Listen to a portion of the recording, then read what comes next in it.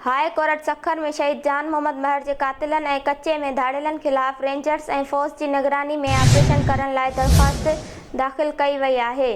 Sukkur press club के नायब सदर लाला शहबाज खान पठान तरफ़ां मौक़िफ़ इख़्तियार कयो वियो आहे त सखर ऐं भरपासे वारनि इलाइक़नि में चोरनि जूं महफ़ूज़ पनाहगाहूं बीठल आहिनि। इन खां अलावा धाड़ेलन केतिरनि ई माण्हुनि खे अगवा भी करे कच्चे में गुमाल बणाए रखियो आहे। भिटशा मां ख़बर शामिल कंदासीं त हज़रत शाह अब्दुल लतीफ़ भिटाई जे उर्स मुबारक जे आख़िरी ॾींहं जूं रस्मूं जारी आहिनि। दरगाह भिटाई जे क़ाइम मक़ाम सजादा नशीन सैयद ख़ावर हुसैन शाह दरगाह ते पहुची मुरीदनि खे दीदार कराए हाल धागनि जी रस्म अदा कई आहे।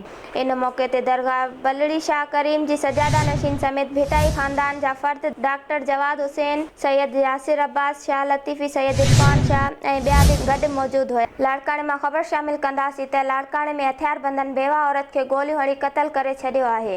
अयूब कॉलोनी लॻ जमाली चौक वटि हथियारबंदनि मुस्मात बिल्किस खावर खे गोलियूं हणी फरार थी विया। वाक़िए जो इतला मिलण बैदि पुलिस पहुची लाश अस्पताल मुंतक़िल कयो। लाड़काणे शहर में सूफ़ी सोशल वेलफेयर ऑर्गेनाइज़ेशन तरफ़ां सैयद इमरान शाह ऐं वफ़ा ख़ालिद मेमण जी मेज़बानी हेठि जश्न आज़ादी के हवाले सां लाड़काणे शहर जे अब्दुल लतीफ़ निज़मानी हाल में मोहब्बतन एवार्ड तक़रीब मुनक़द कई वई। प्रोग्राम में मेहमान ख़ास कमिश्नर लाड़काणो गवर्नर खान लगारी, डीसी लाड़काणो सलीमुल्लाह ओढो, डीसी कंबर इमदाद अबड़ो ख़ुसूसी शिरकत कई। जमात इस्लामी जे अमीर सिराजुल हक़ जे हुकुम ते पूरी मलिक जिया रतोदेरो में भी मौलाना ज़हूर अहमद मंसूरी, हाफ़िज़ इनामुद्दीन मीरानी ऐं ज़ाहिर गाज़ी जी अॻवानी में पेट्रोल बिजली समेत रोज़मर्रा जी ज़िंदगी में इस्तेमाल थींदड़ शयुनि जी अघनि में बार इज़ाफ़े ख़िलाफ़ फ़ीथा रोक ऐं शटर बंद हड़ताल कई वई। जमात इस्लामी जे शटर बंद ऐं फ़ीथा रोक हड़ताल खे शहरियुनि तरफ़ां बहितरीन मोट ॾिनी वई। रेशम गली, कपड़े बाज़ार, सोनार की बाज़ार, एसपी बाज़ार समेत ॿियनि हंधनि ते दुकानदारनि पिणु कारोबार बंदि रखियो।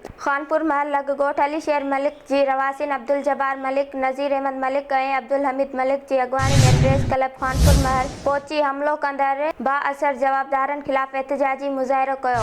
इन मौक़े ते मुज़ाहिरीन ॻोठाणनि दायूं त बाअसर जवाबदारनि अरबेलो मलिक, चंद्र मलिक, सदाम, सजाद ऐं महबूब मलिक असांजे घरनि ते हमलो करे लठियूं ऐं कुहाड़ियूं हणी नज़ीर अहमद मलिक ऐं अब्दुल हमीद खे ज़ख़्मी। खानपुर महल में गाटे तोड़ महांगाई ख़िलाफ़ मुख़्तलिफ़ ॻोठनि जे रवासिन पारां एहतिजाजी मुज़ाहिरो करे धरणो हयो वियो। अब्दुल ख़ालिक गडाणी, याकूब लुंड, वकील मेहराब गडाणी, अतरशर रफ़ीक लुंड, मुख़्तियार मलिक ऐं ॿियनि जो चवणु आहे त मौजूदा हुकूमत गाटे तोड़ महांगाई करे ग़रीब माण्हू खे ख़ुदकुशी करण ते मजबूर करे छॾियो आहे। पर हुकूमत लापरवाही जी हद करे छॾी आहे। हिकु हुकूमत खाधे पीते जी शयुनि जा अघ वधाए छॾिया आहिनि, मथां वरी खानपुर महल जे मुनाफ़े खोरनि हिकु हटी क़ाइमु करे छॾी आहे। ठुल्ह में जमात इस्लामी जे सॾ ते बिजली पेट्रोल जे अघनि में वाध ऐं गाटे तोड़ महांगाई ख़िलाफ़ ठुल्ह में मुकमल शटर बंद हड़ताल। ठुल्ह जा मुख्य कारोबारी मर्कज़ सोनार की बाज़ार, कपड़े मार्केट, करियाना बाज़ार समेत ॿिया कारोबारी मर्कज़ मुकमल बंद रहिया। जमात इस्लामी जे सॾ ते मुख़्तलिफ़ सियासी समाजी मज़हबी तंज़ीमनि पारां हड़ताल जी हिमायत करे छॾी ऐं बाद में एसटीपी एसयूपी शहीद पारां इमरूटी चौक खां एहतिजाजी रैली कढी वई, जेका मुख़्तलिफ़ रस्तनि खां थींदे रहबर चौक ते ठुल्ह जेकमाबाद रोड ब्लॉक करे नारेबाज़ी कई। हिननि चयो त अवाम महांगाई जे करे पंहिंजा ॿार मारे रहिया आहिनि। महांगाई ते कंट्रोल कयो वञे, ॿी सूरत में असांजो एहतिजाज जारी रहंदो।